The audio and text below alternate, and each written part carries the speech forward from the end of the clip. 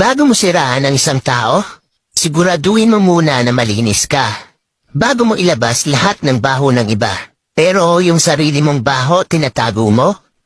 Bago ka magpasikat, dapat sa tama at malinis na paraan.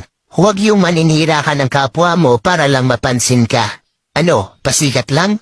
Yan ang mga taong feeling perfect. Ang tingin nila sa sarili nila, napakalinis. Lahat ng tao may bad side. Kaya manalamin ka muna bago ka manghusga.